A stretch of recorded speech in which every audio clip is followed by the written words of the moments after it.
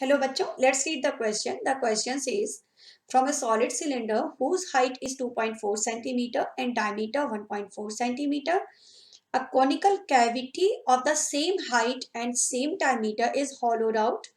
Find the total surface area of the remaining solid to the nearest centimeter square. तो यहाँ पर क्या किया गया है कि एक सॉलिड सिलेंडर है, डायग्राम बना लेते हैं। एक ये सिलेंडर है हमारे पास, सिलेंडर के अंदर से एक हॉलो कैविटी कर दी गई है, मींस एक हॉलो कैविटी की गई है कोनिकल, मींस सिलेंडर के अंदर से एक कोन निकाल दिया गया है। तो जो पार्ट निकाल दिया गया है वो मैं ड्रॉ कर देती हूँ। तो ये एक कोन इस तरह से सिलेंडर के अंदर से निकाल दिया गया है, मींस ये वाला पार्ट अभी शेड करके बताती हूँ। ये वाला पार्ट जो है, जो मैंने शेड किया है लाइट ब्लू कलर से, ये पार्ट कट करके निकाल दिया गया है, तभी तो कैविटी बनेगी उसके अंदर, है ना।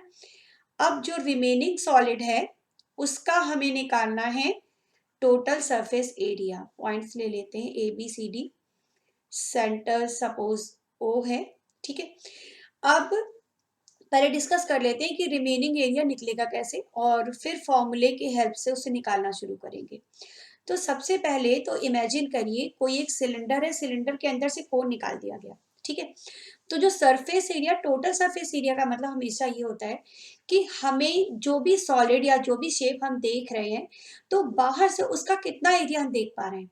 तो अगर हम इमेजिन करें एक कोन से एक सिलेंडर से एक कोन निकाल दिया गया, तो हमें क्या दिखेगा, बाहर से सिलेंडर दिखेगा, ठीक है, और अंदर कोन दिखेगा जो निकाल दिया गया है, बट वो शेप तो रह जाएगा उसके अंदर। और बेस एरिया, एक साइड का बेस तो कट के निकल जाएगा, ऊपर वाला जो दिखाया गया है, और एक साइड का बेस रह जाएगा। तो फाइनली हमें जो टोटल सरफेस एरिया मिलेगा उसके लिए CSA of cone, CSA of cylinder plus base area, इन तीनों को ऐड करना होगा। तो 1 बाय 1 कैलकुलेट करना शुरू करते हैं।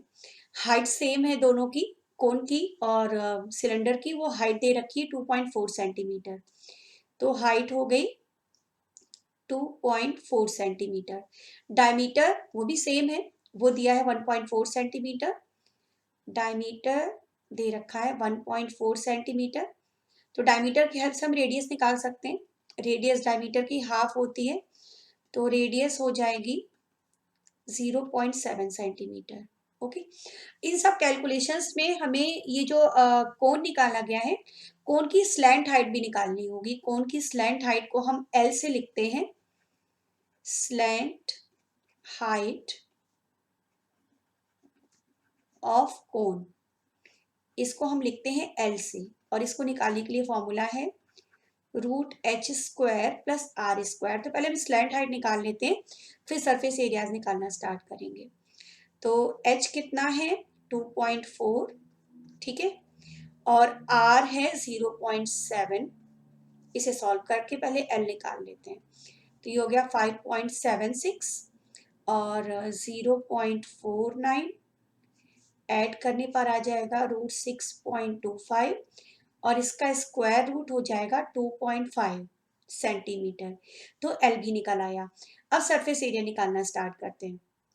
सबसे पहले निकाल लेते हैं CSA of cylinder, curve surface area, CSA means curve surface area of cylinder.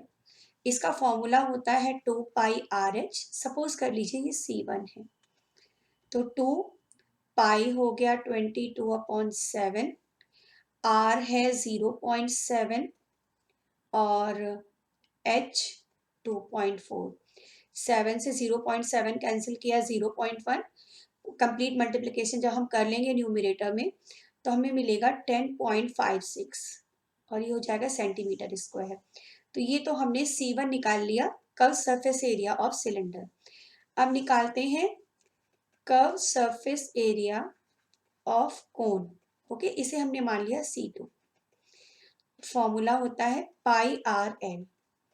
तो पाई R है 0.7, L हमने निकाला 2.5, 7 से इसे कैंसिल किया 0.1, जब मल्टीप्लाई कर लेंगे इन सब का तो हमें मिलेगा 5.5, ओके, सेंटीमीटर स्क्वायर। तो ये CSA ऑफ कोन आ गया। अब निकाल लेते हैं बेस एरिया, उसे भी हमें ऐड करना होगा, एरिया ऑफ बेस। C1 हो गया, C2 हो गया, चलिए इसे C3 मान लेते हैं, ठीक है। बेस एरिया, बेस सर्कुलर है, फॉर्मूला पाई आर स्क्वायर लगेगा, तो ये हो गया पाई आर कितना है 0.7 है ना, 0.7 इंटू 0.7, एक ये कैंसिल कर दिया 0.1, जब कंप्लीट मल्टीप्लिकेशन कर लेंगे तो ये हो जाएगा 1.54 सेंटीमीटर स्क्वायर। अब फाइनली जो हमारा रिमेनिंग सॉलिड का जो टोटल सरफेस एरिया होगा वो इन तीनों को ऐड करके मिल जाएगा। तो total surface area of remaining solid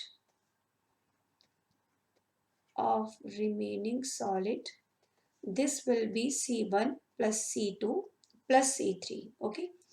तो 10.56, C2 है 5.5 और C3 है 1.54, तो फाइनली हमें मिल गया 17.6 सेंटीमीटर, 17.60, जीरो आगे लिखे या ना लिखे कोई डजंट मैटर, बट है तो लिख देते हैं।